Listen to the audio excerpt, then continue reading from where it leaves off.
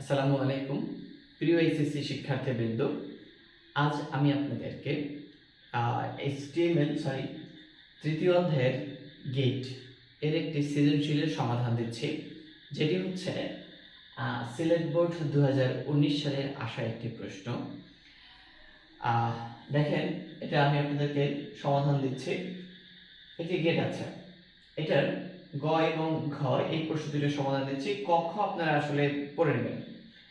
দেখেন, এখানে একটি চিত্র দেওয়া আছে, আরেকটি সমীকরণের মান দেওয়া আছে। গত বলা হয়েছে y এর সরলীকৃত মান নির্ণয় করেন। এই জায়গায় y আছে, এখন এই y এর মানটা আমাকে বের করতে হবে।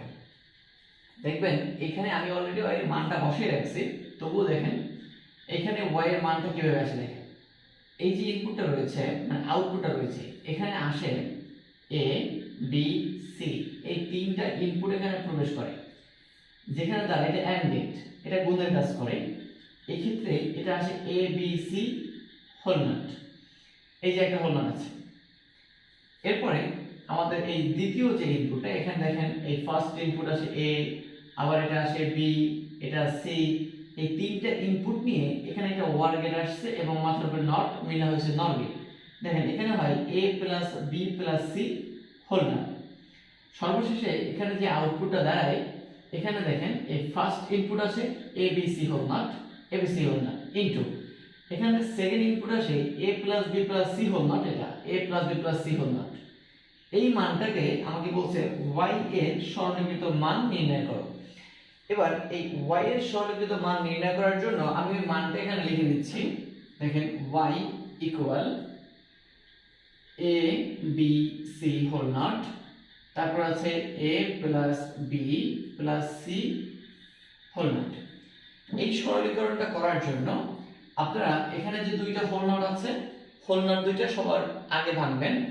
যেমন আমরা একটা সূত্র জানি, ডি মর্গানের দুইটা সূত্র আছে, a plus b whole naught, এর সূত্র হচ্ছে a not into b naught. আরেকটা আছে a b হোল নট, এর সূত্র হবে a not plus b not. এই ক্ষেত্র অনুযায়ী আমরা দেখতে পারি এখানে a b c whole not, এটা হচ্ছে into a into b into c whole নটের সূত্র a not plus b not plus c not. এরপরে মাঝখানে ইনটু, আমি যদি এই হোল নটটা ভাঙি, এটা হচ্ছে প্লাসের উপর হোল নট, তাহলে a plus b plus c whole নটের সূত্র হবে a not into b not into c not. এবার এটা একটু ফার্স্ট ব্র্যাকেট লাগিয়ে রাখি। এই রাশিটার সাথে এই a naught b naught c not গুণ আকারে আছে, তাহলে a naught b naught c not দ্বারা আমরা এই রাশিটাকে গুণ দিব। দেখেন a naught b naught c not দ্বারা যদি আমি a কে গুণ করি, আসে a naught b naught c not, এখানে দুইটা a নট আছে সরি, প্লাস আবার এই a naught b naught c not দ্বারা আমি যদি b নট এর গুণ করি, আসে a naught b not b naught c not, plus আবার a naught b naught c not দ্বারা যদি আমি c নট এর গুণ করি, আসবে a naught b naught c not c not. আমাদের একটা সূত্র জানা আছে, যেটা আমরা জানি a ইনটু a ইকুয়াল হলো a।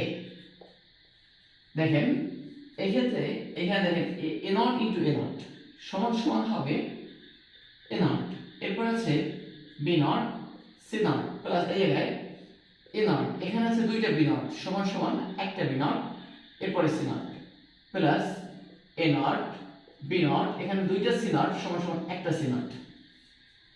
এরপরে দেখেন এখানে যে তিনটা রাশি আছে, তিনটে একই রাশি। কিরকম, আমরা একটা সূত্র জানি a plus a equal a।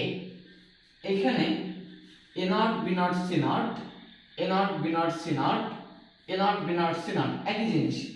তিনটা একই রাশি যদি যোগ আকারে থাকে, তাহলে আমাদের একটা রাশি বসবে।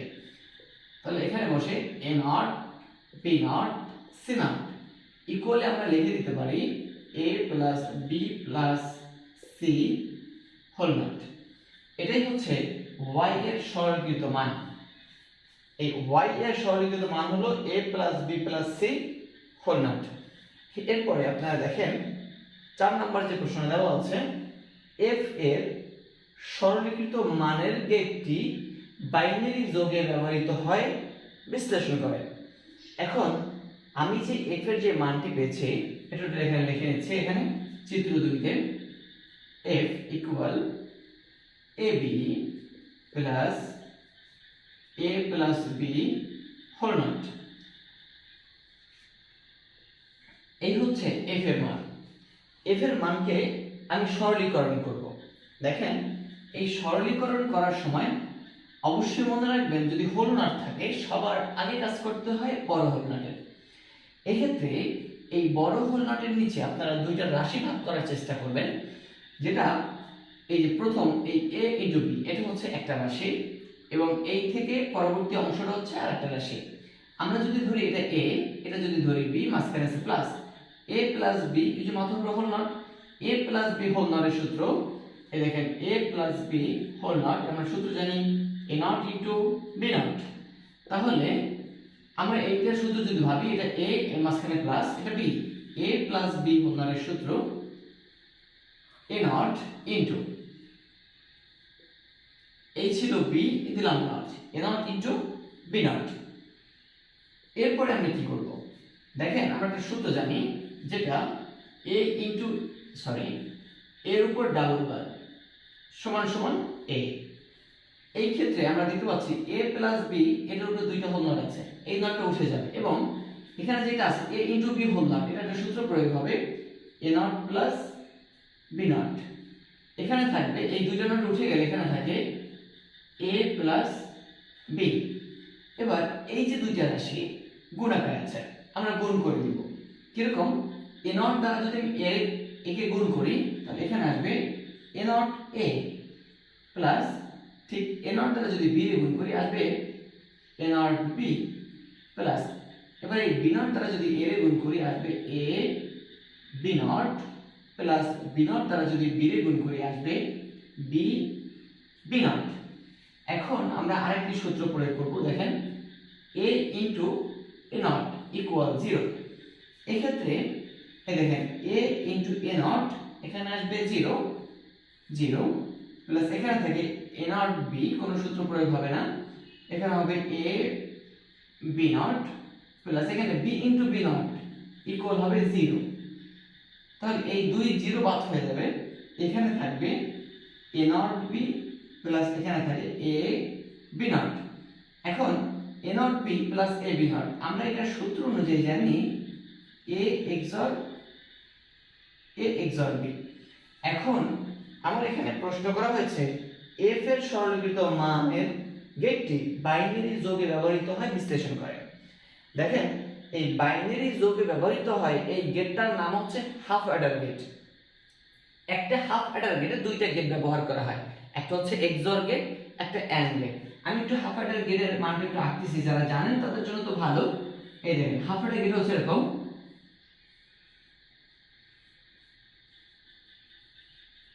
এটা হচ্ছে XOR গেট এবং এটা হচ্ছে AND গেট, যেখানে আউটপুট থাকে AB। এই গেটটা হাফ অ্যাডার গেটে ব্যবহার করা হয়, যেটাকে আমরা বলে থাকি বাইনারি যোগের বর্তনী। দেখেন আমি এই যে সমীকরণটার মান বের করেছি, এইখানে সরলীকৃত মান আছে a XOR b, যেটি বাইনারি যোগের বর্তনীতে ব্যবহার করা হয়, মানে হাফ অ্যাডার গেটে ব্যবহার করা হয়। এই ছিল এই প্রশ্নের উত্তর। প্রিয় শিক্ষার্থীরা, আপনারা অবশ্যই আপনাদের বন্ধু বান্ধব বা অন্যদেরকে ভিডিওটি শেয়ার করবেন। আল্লাহ হাফেজ, আসসালামু আলাইকুম।